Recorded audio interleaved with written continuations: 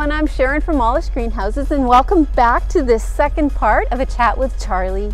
Pete Hicks takes the lead in asking Charlie about how the greenhouse has morphed over the years, and he also asks him his thoughts on the job his kids are doing. You never know what your parent will say on camera. So have the young people been taking pretty good care of this outfit that you and your family put together? Dan and Sharon doing okay? Yes, they've done an excellent job.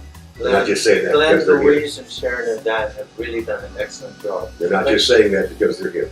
No. No, okay. No. What I was going to say was then when we got out here, we had 20 acres of vegetables. And we had a John Deere Model M, and I made all my own equipment for it because I couldn't buy the equipment.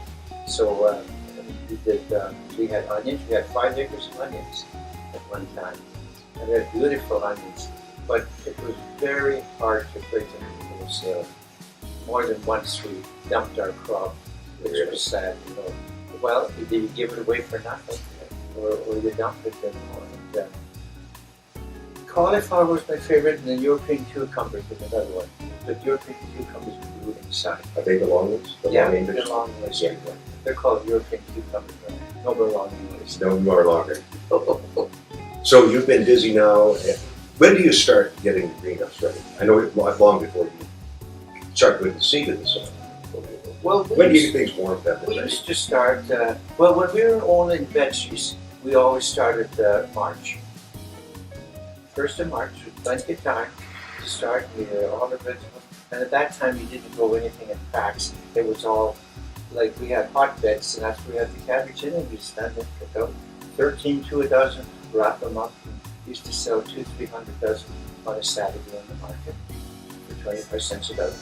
Really. So that was like plants that you... Yeah. So how did that work? Like how did you keep the roots moist? Well, we tagged out with the dirt and then Okay. just pack it in the rest. And we had this little bundle that was about that long, and then we fat like the soil in there.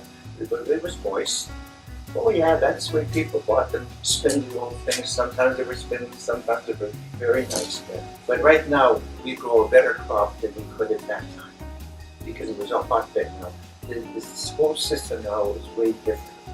But you can control just about everything in this climate.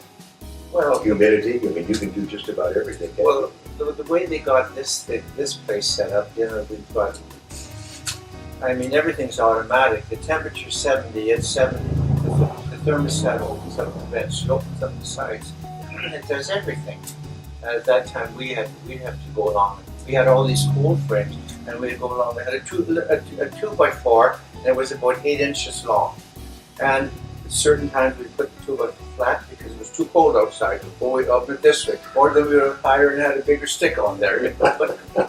And this is what we did. And at nighttime, we had no heat in them. So at nighttime, we would go and have to let the vents down, and then we rolled it. My dad made straw mats, and there was a real art to making these straw mats, and that's kind of a lost art, which is too bad, you know.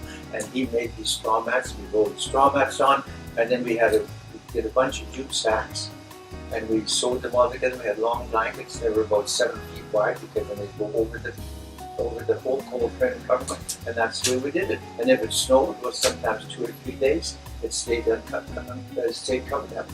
Technology's pretty nice sometimes, isn't it? Yeah. I mean, this got to be a whole lot easier. But you run a big staff out here when you're operating. No, not too big Nope. of a staff right now anymore. I think right now we're working with about 25. Dan? 25, About 30? 25 people. And the reason for it is we're too automated.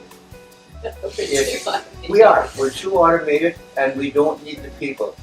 You can go to any other greenhouse, and I'll bet you a beer, and I'll win. That for the amount of work that we do with 25, they'd have 50 people.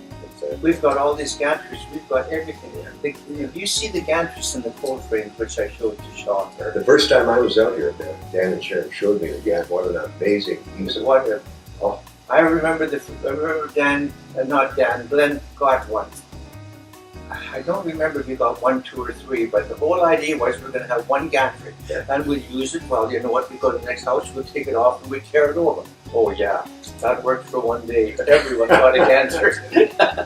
No. And the same with the hoses. Every greenhouse has got a hose, At one time when we started, we had one hose that we did the whole range.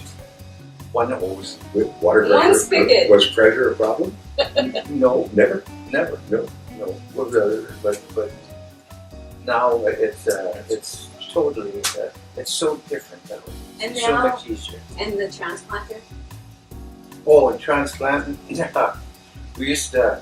Well, when we moved out here, we also went into the flower business, the flower bedding plants, and then we would get every Saturday. Sharon would get some of her friends from school, and we had about 8 or 10 kids come out, and they would transplant. And they were all on piecework, 5 cents a pack. In other words, 30 cents a flat. Well, 30 cents a flat. If you did 100, that was 30 bucks. Well, 30 bucks in 1960 was pretty darn good money in it. And Sharon had a competition with her friend Carolyn, and they were the fastest. And I was the fastest. okay, Was it the money that drove you on, Sharon?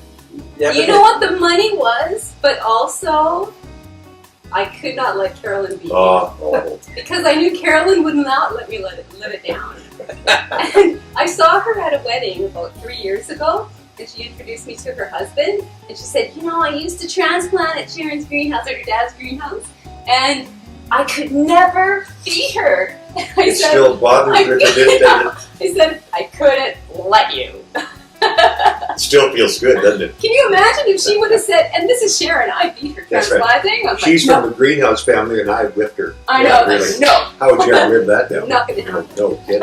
And when the Easter break came, we had the school kids come out, about 10 or 12 of them, and that's when we did all the transplant and everything. And boy, we really put out good, and they were all on piecework, and they did all very well.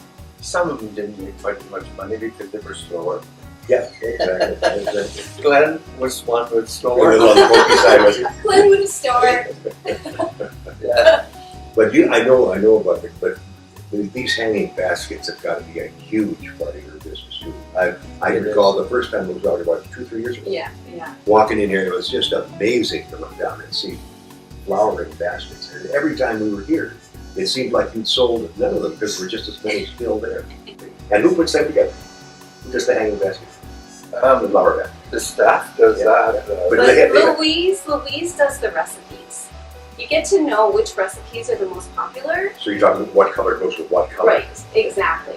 Yeah, and you watch the trends because there was a time where we had 6 greenhouses of fuchsia, and then you just saw over the years that fuchsias became less popular, and we deadheaded them too many times in the sales house, and we said we need to, and then you learn, okay, so then million bells became more popular, and geraniums. Like people need things that are easy to care for, and those are really popular. So you see as the years progress. And still are very popular, right? Oh yeah, and people too, they take the hanging baskets, take the hooks off, and pop them into planters.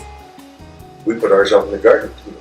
Yeah. The ones we Yeah. bought here, we put them out in the garden. Yeah, it's Because I found out that we got water better. Not hanging there with air all over. okay, yeah, and it's that. I think for a lot of people, it's a celebration of spring, and voila, poof, No kidding. I bought voila. So, favorite flower? Favorite flower. Wow, favorite flower. I really do like the Tuberous begonia. I really like that one. And I like the marigolds. I like marigolds. And I like them. Wow, I shouldn't say I like them all. There's some I don't like. But there's some if I could dump my dump. But somebody might buy them, so you leave them alone. So you leave them alone. I hear you. But yeah, see, when one person likes another person doesn't like. Well, that's the one thing about Wallace Greenhouse. Likewise, I mean, there's so much variety here. I don't know if you don't like something in here, then probably you should be down at a hardware store doing something else. That you have. It's a lot of hard work and it's very labor intensive. But, well, what I liked about it was we never used to go down south. We became snowbirds 16 years ago. And that was basically because I think Nell and we left, or we sensed that they would tell us leave for the time being. And so we go from Christmas to March 15th, but then we start going in November to March 15th.